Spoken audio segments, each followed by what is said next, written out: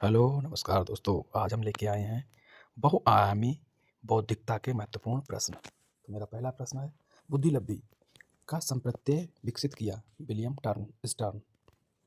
बुद्धि का एकल घटक या एकल अवयव सिद्धांत दिया अल्फ्रेड बिने। बुद्धि के द्विकारक सिद्धांत का प्रतिपादन किया स्पीयरमैन।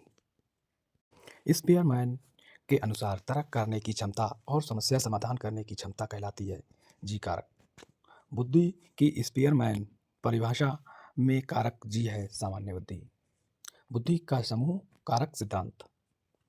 बुद्धि के 7 प्राथमिक मानसिक योग्यताओं के सिद्धांत के प्रतिपादक हैं थर्स्टन। बुद्धि का समूह कारक सिद्धांत जिस मनोवैज्ञानिक द्वारा दिया गया है थर्स्टन। बुद्धि का संरचनात्मक सिद्धांत। गिलफोर्ड की बुद्धि संरचना के अनुसार बुद्धि के मुख्य आयाम हैं प्रक्रिया, विषय वस्तु और परिणाम। बुद्धि का त्रिविमीय सिद्धांत प्रतिपादित किया था गिलफोर्ड। संज्ञान बुद्धि के सिद्धांत का हिस्सा है गिलफोर्ड के सिद्धांत। गिलफोर्ड के अनुसार अपसारी चिंतन में आवश्यक है विचार प्रवाह। गिलफोर्ड ने अपसारी चिंतन पद का प्रयोग किसके समान अर्थ में किया है सृजनात्मकता के। बुद्धि का तरल ठोस सिद्धांत। तरल क्रिस्टलीय बुद्धि के प्रतिपादक थे कैटल। बुद्धि का तरल मोज़ेक मॉडल दिया था कैटल।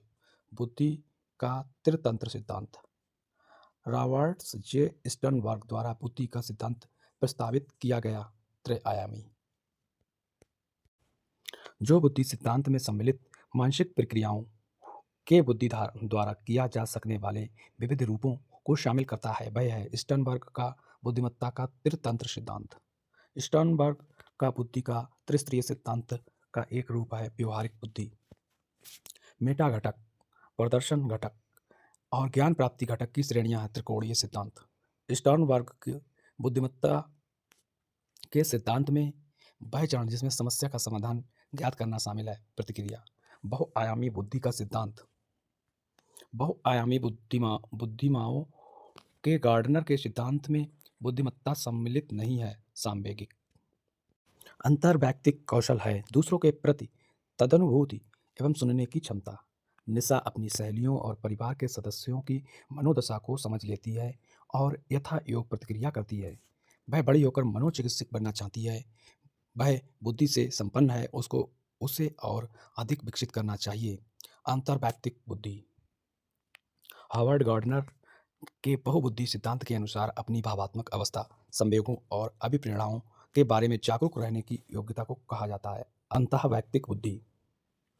हावर्ड गार्डनर के बहुबुद्धि सिद्धांत के अनुसार अंतर्वैयक्तिक बुद्धि से तात्पर्य है दूसरों के मनोभाव, स्वभाव, प्रोत्साहन और नियत को पहचानने तथा उचित तरीके से प्रतिक्रिया करने की योग्यता। हावर्ड गार्डनर के बहुआयामी बुद्धि के सिद्धांत के अनुसार किसका प्रयोग दृष्टिगत जगत के सही तरह से अनुभव करने की योग्यता और अपने आरंभिक अनुभवों में परिवर्तन लाने की योग्यता के लिए किया गया है स्थानिक बुद्धि।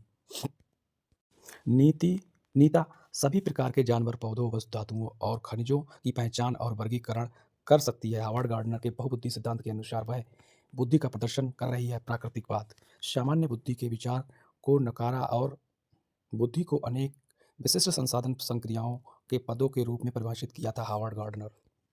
ध्वनि, लय और शब्दों के अर्थ के प्रति सचेतना बुद्धि के मूल हैं भाषिक बुद्धि। बुद्धिमत्ता एक स्तर तथा स्थायी विशिष्टता है ये कहा था हावर्ड गार्डनर। हावर्ड गार्डनर के बहुबुद्धि सिद्धांत के अनुसार बुद्धि वाले व्यक्ति अमूर्त विचार के साथ कार्य कर पाते हैं तथा प्रतीकों तथा हेर फेर कर समस्या समाधान कर सकते हैं तर्क शास्त्रीय गणितीय। एक शिक्षिका अपने शिक्षार्थियों को भिन्न अधिगम शैलियों को संतुष्ट करने के लिए विविधपूर्ण कार्यों का उपयोग करती है वह से प्रभावित है गार्डन के बहुबुद्धि सिद्धांत। शारीरिक गतिक बुद्धि रखने वाले बच्चे की अंतिम अवस्था हो सकती है शल्य चिकित्सा। बहुबुद्धि सिद्धांत निहितार्थ देता है सिवाय संवेगात्मक बुद्धि बुद्धिलब्धि से संबंधित नहीं है। संवेगात्मक बुद्धि बहुबुद्धि सिद्धांत क्षेत्र के साथ संबंधित हो सकती है अंतः वैयक्तिक और अंतः वैयक्तिक बुद्धि। ध्वनि संबंधी जागरूकता संबंधित है ध्वनि संरचना पर चिंतन करना व उसमें हेरफेर करना। हावर्ड गार्डनर के बहुविध बुद्धि सिद्धांत का समर्थन करता है। मस्तिष्क के एक भाग में हुई क्षति केवल किसी एक विशिष्ट योग्यता को प्रभावित करती है, ना कि संपूर्ण को। बहुबुद्धि सिद्धांत और वैध नहीं माना जा सकता क्योंकि विशिष्ट परीक्षणों के अभाव में विभिन्न बुद्धियों का मापन संभव नहीं है। बहुबुद्धि सिद्धांत की आलोचना है। बहुबुद्धि केवल प्रतिभाएं जो पूर्ण रूप से बुद्धि में विद्यमान रहती हैं। ट्रैफिक में नेविगेट करने की कोशिश करते समय का उपयोग किया जाएगा। स्थानिक बुद्धि, जब बच्चे यह पहचानते हैं कि प्रत्येक व्यक्ति दूसरे लोगों के विचारों और भावनाओं के अवगत है, तो यह कहा जाता है आत्म प्रतिबिंबित। नृत्य प्रदर्शन के दौरान गार्डनर के प्रकार की बहुबुद्धिमत्ता का उपयोग किया जाता है। शारीरिक गति संवेदी। गार्डनर के अनुसार आध्यात्मिक बौद्धिकता है जीवन के उद्देश्य के संबंध में जटिल समस्याओं पर विचार करने की क्षमता।